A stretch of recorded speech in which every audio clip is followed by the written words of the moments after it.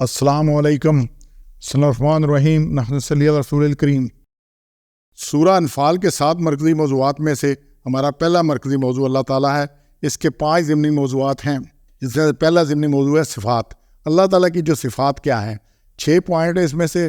پہلا ہے جی اللہ غالب ہے اور حکمت والا ہے۔ غالب کتنا ہے؟ غالب ہر چیز پر غالب ہے، اس نہ کسی سے پوچھنا ہے، نہ مشورہ کرنا ہے، نہ اجازت لینی ہے، کچھ نہیں جو چاہے کر سکتا ہے، جب چاہے، جہاں چاہے، جیسا چاہے کر سکتا ہے، لیکن ہر کام حکمت سے کرتا ہے۔ طاقت اپنی کو ایسی نہیں استعمال کرتا، حکمت کا۔ تو یہ آیات جو 5 آیات اس میں سے آ رہی ہیں ان میں سے ہے۔ تو 10 نمبر آیت میں اللہ نے کہا، 10 سے پہلے جو 9 نمبر آیت تھی اس میں بات آئی تھی تم فریاد کرنے لگے اپنے رب سے مدد بھیجو۔ اللہ نے کہا مدد بھیجوں گا تو 1000 فرشتوں سے جو لگاتار آتے رہیں گے، چونکہ کفار کا لشکر 1000 سے تھا، زیادہ تھا، مسلح تھا، مسلمان بے سرمان سامان تھے، تعداد بھی کم تھی، تو اس لیے اللہ تعالیٰ نے تسلی کے لیے کہا کہ 1000 فرشتے تمہاری مدد کے لیے آ رہے ہیں۔ لیکن یہ 10 نمبر آدمی نے کہا اور یہ فقط خوشخبری ہے اور تمہارے دلوں کے اطمینان کے لیے ہے، مگر مدد تو صرف اللہ تعالیٰ کی ہے، اور اللہ زور آور حکمت والا ہے، اور زور آور حکمت والا اللہ جس کی مدد کرے۔ تو فرشتے تو صرف تسلی کے لیے بات آئی ہے تاکہ تمہاری تعداد کا تمہیں پتہ لگ جائے برابر ہے۔ تو یہ اللہ تعالیٰ اس پہ پوری طرح ہے سلسلہ غالب ہے اور حکمت۔ پھر اسی میں جی 49 نمبر آیت میں بات آ رہی ہے توکل صرف اللہ پر کرنا چاہیے۔ توکل تو وہ یہ توکل اللہ، تو توکل صرف اللہ پر کرنا چاہیے کہ اللہ غالب اور حکمت والا ہے۔ وسائل اکٹھے کرنے ہیں، وسائل کو آگے بھی بات آئے گی، وسائل کرنے ہیں لیکن وسائل پر بھروسہ نہیں کرنا۔ بھروسہ کس پر کرنا ہے؟ اللہ پر، اللہ کے علاوہ کسی اور پہ بھروسہ نہیں کرنا۔ اس کے بعد یہ 63 نمبر میں بات آ رہی ہے اللہ نے دلوں میں الفت ڈال دی۔ تو مدینہ میں اوس اور خزرج کے قبائل تھے، ان میں آپس کی دشمنیاں تھی، کئی عرصہ جنگیں جاری رہتی تھی۔ تو اللہ نے اس آیت میں بڑا کلیئر کیا ہے کہ اگر تم ساری زمین کا بھی مال خرچ کرتے تو الفت نہ ڈال سکتے تھے، لیکن اللہ نے الفت ڈال دی، اور اللہ زور اور حکمت والا ہے۔ تو یہ جو جانی دشمن قبائل تھے ان میں اللہ نے الفت محبت اللہ کی قدرت کا کرشمہ تھا۔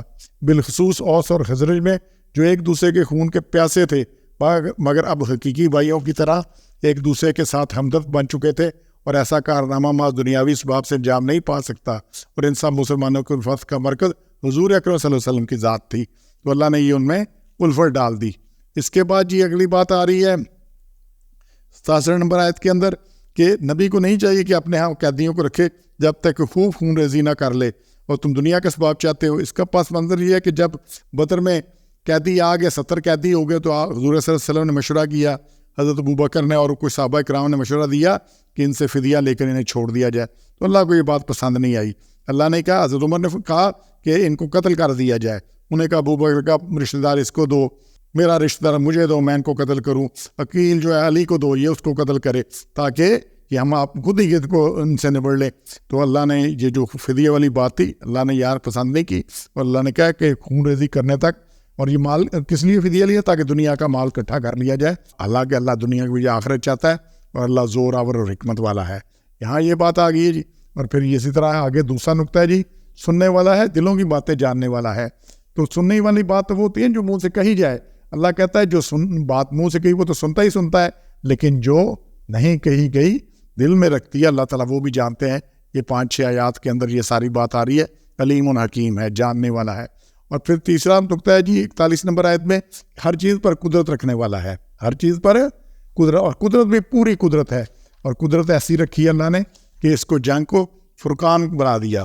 غزوہ بدر کو یوم فرقان، فرق والا دن، جس میں حق اور باطل بالکل علیحدہ ہو گئے، ہر چیز واضح ہوگی کہ کون حق پر ہے۔ ابو جہل بھی مکہ سے نکلا تھا، جو کعبہ کے پردوں سے لپٹ کے دعا مانگ کے گیا تھا کہ آج جو حق پر ہے اللہ اسے فتح دے دے۔ پھر اللہ نے فتح دے دی کہ کون حق پر ہے اور کون باطل پر ہے، کون سچ اور کون جھوٹ ہے۔ تو یہ یوم الفرقان بنا دیا۔ تو اللہ ہر چیز پر قادر ہے، زبردست ہے، حکمت رکھنے والا ہے۔ تو یہ یہاں پہ باتیں آئی ہیں، انشاءاللہ ہم نے ان کو خود بھی پڑھنا ہے، سورت کو، ان نکات کو بھی دیکھنا ہے، اور اپنے عقائد اور اعمال کو درست کرنا ہے۔ سبحان ربک رب العزۃ عما یصفون، وسلام علی الحمد للہ رب العالمین۔